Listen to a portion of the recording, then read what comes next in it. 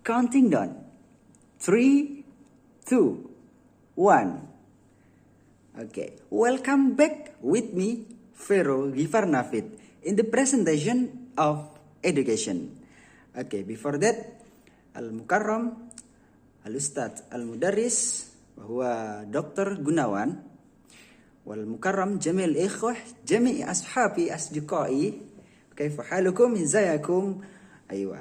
Baik, bismillahirrahmanirrahim. Firstly, let's thank to Allah, the Lord of the world, the King of the King, the Creator of the day.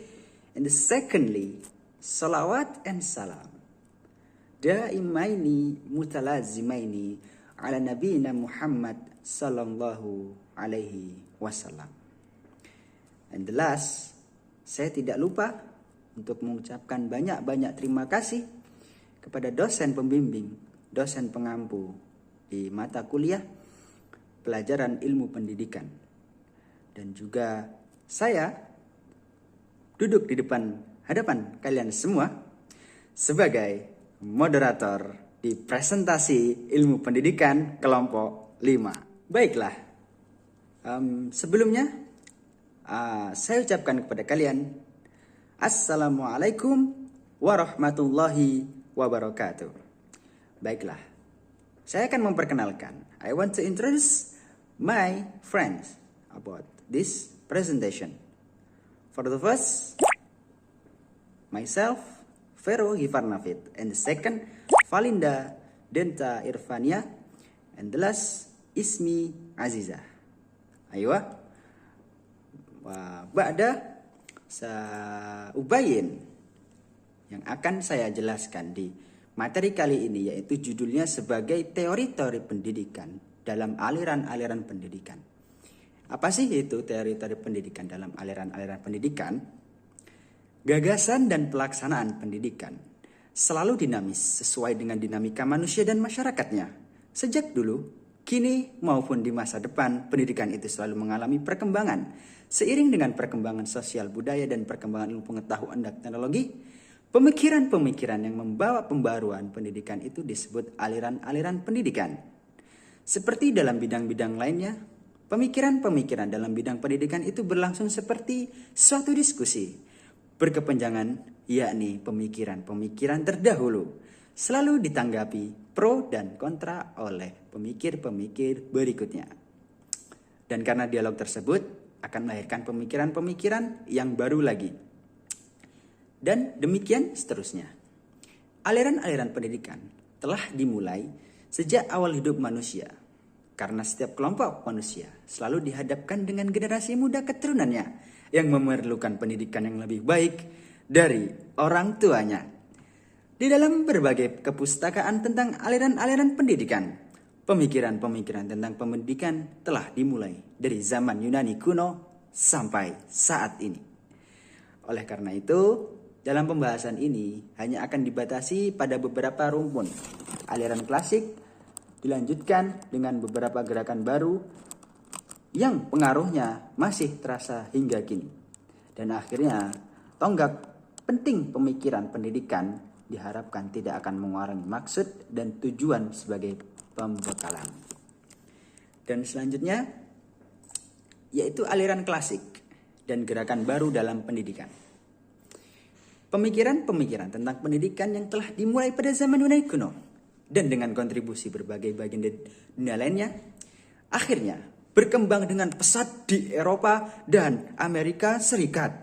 Oleh karena itu, baik aliran-aliran klasik maupun gerakan-gerakan baru dalam pendidikan pada umumnya berasal dari kedua wawasan itu. Pemikiran-pemikiran itu tersebar ke seluruh dunia, termasuk Indonesia, dengan berbagai cara. Seperti dibawa oleh bangsa penjajah ke daerah penjajahannya melalui bacaan buku dan sejenisnya. Di bawah oleh orang-orang pergi oleh orang-orang yang pergi belajar ke Eropa ataupun Amerika Serikat dan sebagainya. Penyebaran itu menyebabkan pemikiran-pemikiran dari kedua wawasan itu pada umumnya menjadi acuan dalam menetap kebijakan di bidang pendidikan di berbagai negara. Dan aliran-aliran klasik yang meliputi aliran empirisme, nativisme, naturalisme, dan konvergensi merupakan benang-benang merah yang menghubungkan pemikiran-pemikiran pendidikan masa lalu, kini, dan mungkin yang akan datang. Aliran-aliran itu mewakili berbagai variasi pendapat tentang pendidikan. Mulai yang pesimis, memandang bahwa pendidikan kurang bermanfaat, bahkan mungkin merusak bakat yang telah dimiliki anak. Sebaliknya, aliran yang sangat optimis, memandang anak seakan-akan tanah liat yang dapat dibentuk suka hati. Banyak pemikiran yang berbeda di antara kedua kutub tersebut, yang dapat dipandang sebagai variasi gagasan dan pemikiran dalam pendidikan Tirta Harja. Dan selanjutnya, aliran-aliran klasik dalam pendidikan dan pengaruhnya terhadap pemikiran pendidikan Islam. Manusia merupakan makhluk yang misterius. Kenapa? Karena dia mampu menjelajah ke luar angkasa.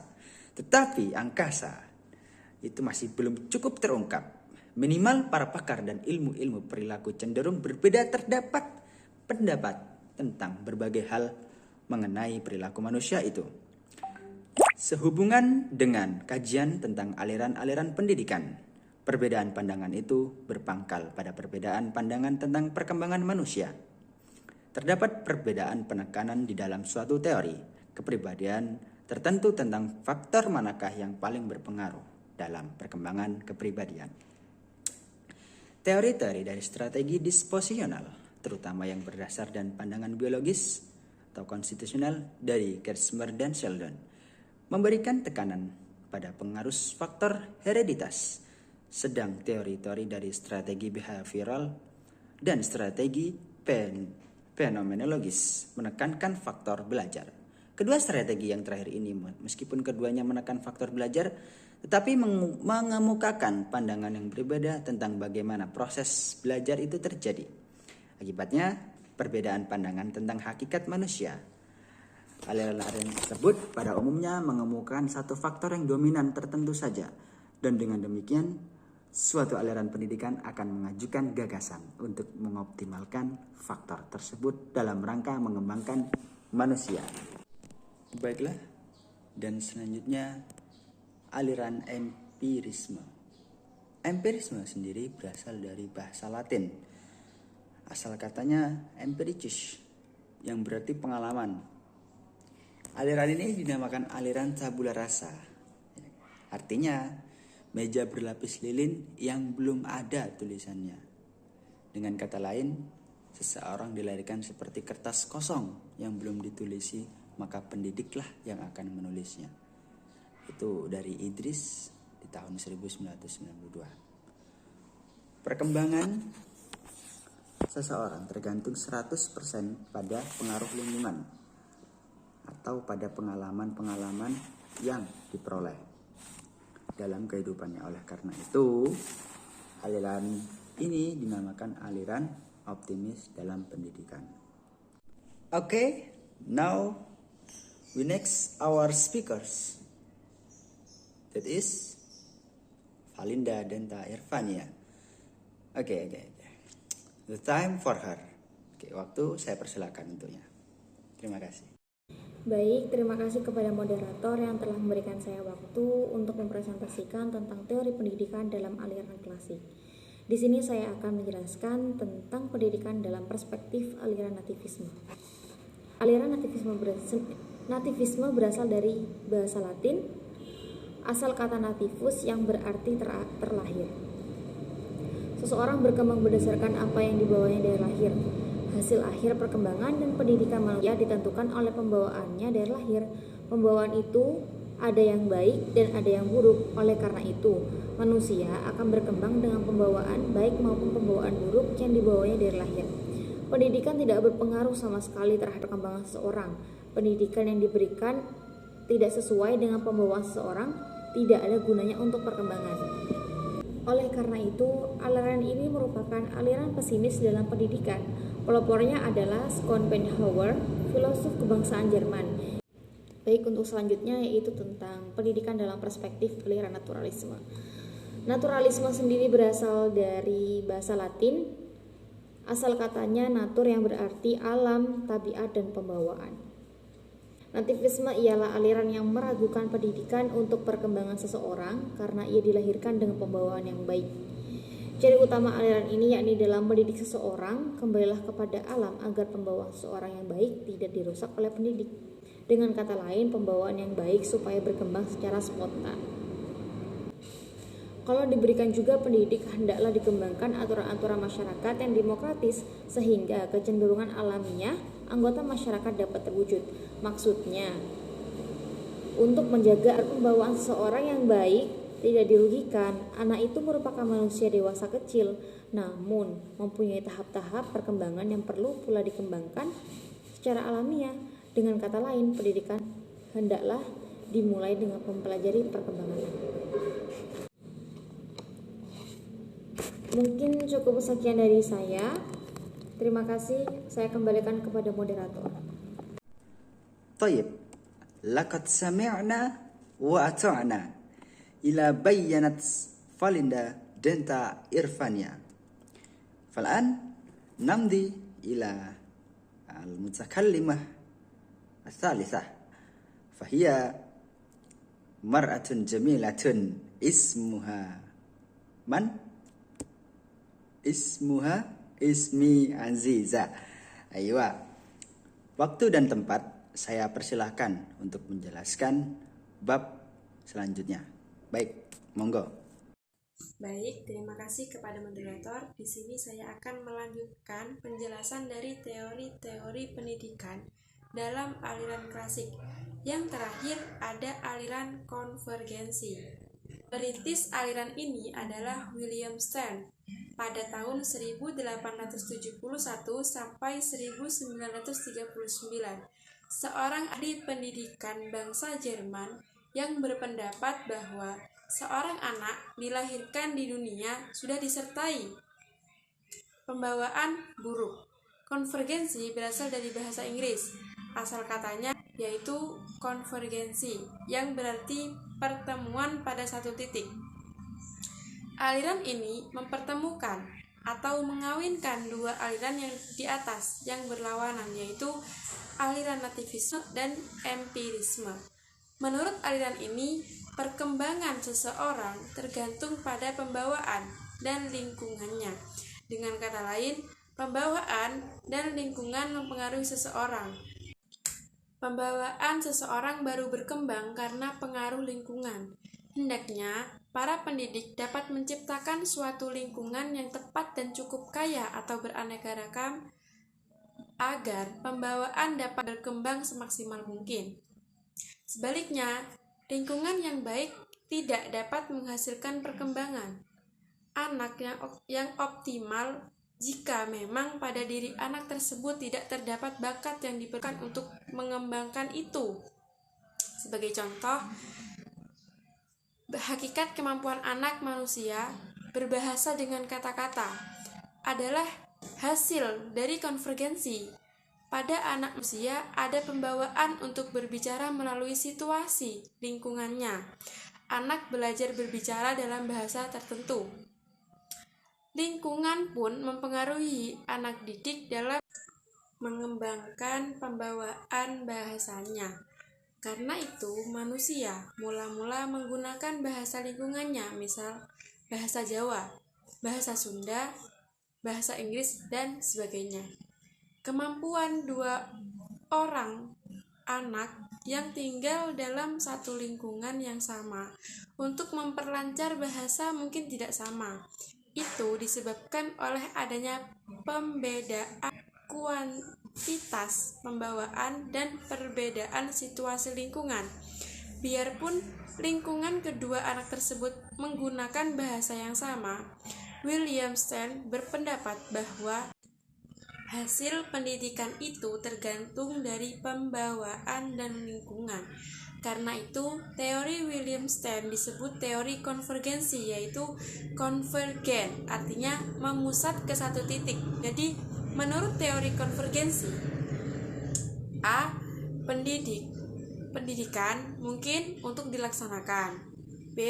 Pendidikan diartikan sebagai pertolongan yang diberikan lingkungan kepada anak untuk mengembangkan potensi yang baik dan mencegah berkembangnya potensi yang kurang baik. Yang C, yang membatasi hasil pendidikan adalah pembawaan dan lingkungannya. Aliran konvergensi pada umumnya diterima secara luas sebagai pandangan yang tepat dalam memahami tumbuh kembangnya manusia. Meskipun demikian, terdapat variasi pendapat tentang faktor-faktor mana yang paling penting dalam menentukan tumbuh kembangnya itu. Seperti telah dikemukakan, variasi-variasi itu tercermin antara lain dalam perbedaan pandangan tentang strategi yang dapat untuk memahami perilaku manusia seperti strategi disposisional, konstitusional, strategi fenomenologi, humanistik, strategi behavioral, strategi psikodinamik atau psikoanalitik, dan sebagainya. Baik, untuk yang terakhir saya akan menyampaikan kesimpulan. Jadi, teori-teori dalam ilmu pendidikan itu sangatlah penting bagi kita, karena diselangi pemahaman tentang kependidikan, kita pasti tidak luput harus menyimpulkan teori-teori yang sudah ada, yang telah dikemukakan oleh pendahulu kita. Dan sebagaimana dalam judul kita yang menganut aliran-aliran klasik, dan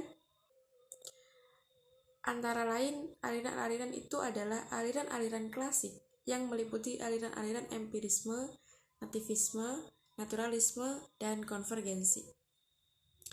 Merupakan benang merah menghubungkan pemikiran pendidikan masa lalu, kini dan mungkin yang akan datang. Aliran-aliran itu mewakili berbagai variasi pendapat tentang pendidikan. Mulai yang pesimis memandang bahwa pendidikan kurang bermanfaat, bahkan mungkin merusak bakat yang telah dimiliki anak. Sebaliknya, aliran yang sangat optimis memandang anak akan tanah liat yang dapat dibentuk sesuka hati. Banyak pemikiran yang berada di antara kedua kutub tersebut yang dapat dipandang sebagai variasi, gagasan, dan pemikiran dalam pendidikan. Tirta Harja 2193. Mungkin hanya itu saja penjelasan dari saya. Selebihnya saya kembalikan kepada moderator. Baiklah, sudah lamanya kelompok saya ini menjelaskan panjang lebar. Maka dari itu saya selaku moderator akan menutup acara ini ataupun presentasi kali ini, dan selanjutnya akan dilanjutkan ke sesi tanya jawab.